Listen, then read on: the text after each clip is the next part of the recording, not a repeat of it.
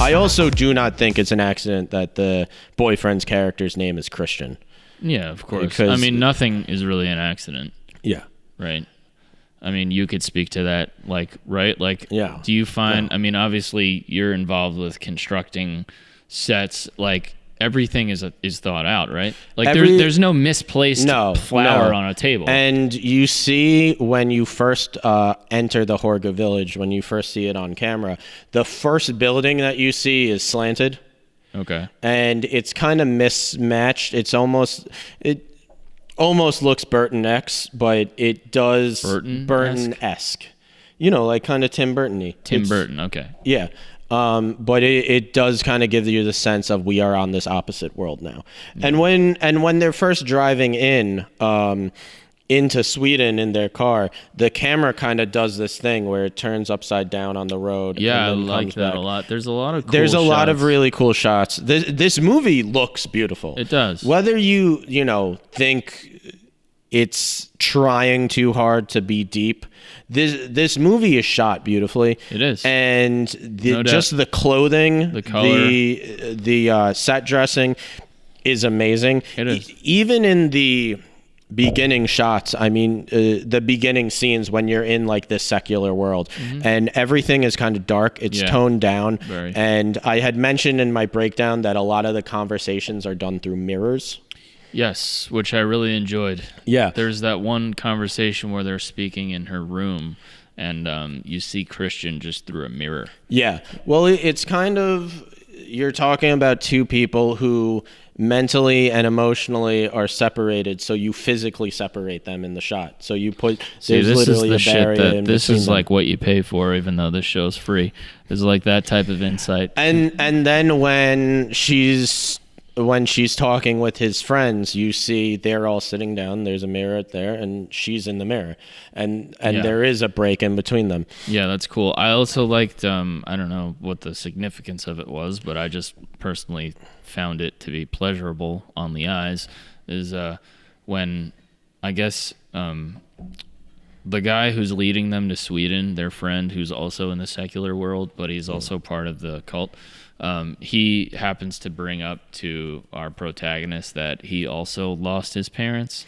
So she starts crying, and she runs into the bathroom, and as she's closing the door in the bathroom, she's also, we're brought to the next scene. It transitions to the bathroom of the plane. Yeah. That shot was awesome. That shot kind of does two things. One, you're moving the story along faster. Yeah, exactly. It's essentially a transition. You're moving the story along faster in a very cool way, and you're also showing that she's leaving to go to the bathroom to have a panic attack. Yes. And then it cuts to her on the airplane having a panic attack. Yeah, exactly. So it kind of leads up that this is a regular occurrence for her. Yeah, exactly. So there's a shot that I'll bring up of kind of just like transition.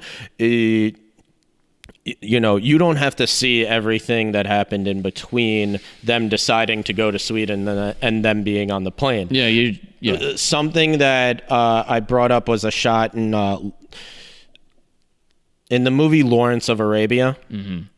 There's a scene when he's talking, he's in England, and he decides that he's going to go to Saudi Arabia, to the desert, and he lights a match and he blows it out, and once he blows it out, you're in the desert.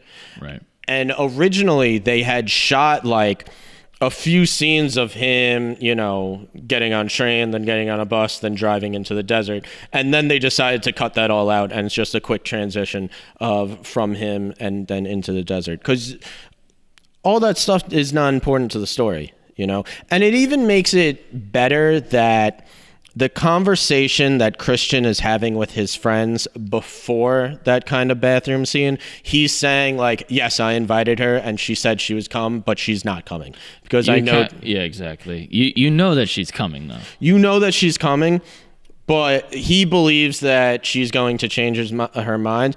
And I think he believes she's not really going to accept he feels like he did it out of, being nice. Yeah. Much like the reason for being in the relationship anyway. And he never really thinks that she's going to take them up on the offer. Yeah. So the grade of just cutting from that conversation to she's on the plane. And like, you know, she didn't change her mind. No. Yeah. I like kind of the setup of all the panic attacks that she has, and because it does pay it off at the end. Like, I know and maybe it is hokey, and maybe like they knew she was prone to panic attacks, the Horga people, and that's why they kind of set this up. But it's very much, you see her going off alone to kind of panic and suffocate and hyperventilate. What's the MO of this group, though? That's what I feel is never sort of explained. Like, is it just to kind of like reinvent itself with fresh blood? Like, what is there? What's the motivation to not kill off our protagonist? Like, what's the motivation to make her this queen? And I understand they might be trying to get her pregnant. Yeah, that might be Pella's job. Clearly, like, Pella is trying to seduce her. So maybe that's kind of what they're in, that, you know, they're tight knit and they need people to come in. People aren't always willing, so this is kind of their way of doing it.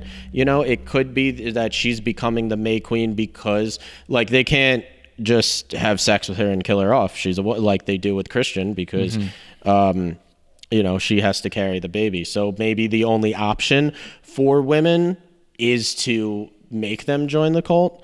And maybe like Pella was kind of chosen to be the father of her baby. Which one is Pella again? Pella is the guy who he's their friend in college who leads them. Yeah. And it could even be just like they knew she was prone to panic attacks, so they knew that this would work. That she's almost tricked into seeing her boyfriend cheat on her. Like, you hear loud moaning from like the house where they're having sex. Yeah. And she looks over and the other woman just goes, "That's not for us." But they don't really like stop her from doing it. She goes, "No, well, they want to destroy that relationship." They clearly do. Maybe they knew like this was going to trigger a panic attack from her, and now they could grab her and kind of have this group kind of emotion together. Yeah. That they knew would draw her in. What do you think that shooting that was like? That must have been really pretty weird. Or is everyone just a professional and they're like, "Hey, we're all naked"? No. They would all be professional. Yeah. No, I know that. It's not. I've never like been on in a sex scene because you want like as few people in the room as possible. Oh, yeah, sure. It's usually a lot of the times like not even the director will be there. I mean, probably for this, since it's a bigger scene, he was. Yeah. But it would be like... Really? Not even the director generally? Sometimes no. Sometimes... They literally want like as few... Sometimes it will just be the camera and the boom, and the director will be like... radio in. Okay. And then watch it after. Or... I shouldn't say that. Or he has a monitor outside the room. Right. And he's watching it from there. Yeah. So I wanted to just, we were talking about those transitional shots, and just before I forget, like, I remember watching Boogie Nights with our cousin McGraw, and there's one scene, and obviously, what's his name directed that? Paul Thomas Anderson. And there's one, because that's early on in his career, and there's one transitional scene where it's the camera is facing from the ceiling to the floor, and you're seeing a cup of coffee being filled. Okay. And then that establishes that you're in this new room, and like whoever's about to drink coffee or like serve coffee. It's like it's a transition. Yeah, like, yeah. In other words, I see what you're. I don't remember what shot you're talking about. Yeah. I'm not even sure if I've seen Boogie Nights all the way through. Yeah. But my point is, when we were watching it, our cousin McGraw, who for the people, he's also in the film industry. He was like, "Oh, see, like that's early on in Paul Thomas Anderson's career, because that's a really hacky transition." Oh. Like, you know, that's like, you know, so like, what do you think about it? I mean, is that, because that's something that a person who's not in the know would kind of like maybe not think about, is like your transitions. Like with music, for my thing, like with songwriting, there's certain things that are like tropes and that are like hacky. Like, oh, that's like a hack. Like, I don't know. That's an easy out. Yeah, that's like, you know. The coffee, I don't really know. Are there famous like transitional kind of like hacks that are like frowned upon? Not really. I mean, the coffee scene, I'm not sure what you're referring to, so I wouldn't know. I guess could just, you identify it if you saw something? You'd be like, oh, that was like, you know, everybody does that. Yeah, if it draws attention to itself when it's not supposed to. Like the bathroom cut into the airplane clearly it draws attention to itself, but it's also clearly supposed to draw attention to yourself. She's mid panic attack and you want to kind of jolt the audience a little bit. It's also just like a very but so the idea would be is a closing door a trope? No. Okay. You close one door and then you're in a different scene? No, yeah, exactly. Like, would that be something where it's like, oh yeah, the closing door transition? I don't know if this is a weird thing to harp on. I just find it interesting. I don't think so. Yeah. All right. I couldn't really talk about like transitions that I've seen multiple times that I would call hacky. Yeah. I mean, I think kind of just the general rule is just if you don't want to call attention to a transition, then don't. That's kind of like the general rule with just editing in general of you want it to be invisible unless like it's something important that people need to pay attention to. Right. Like the scene in the bathroom is jarring.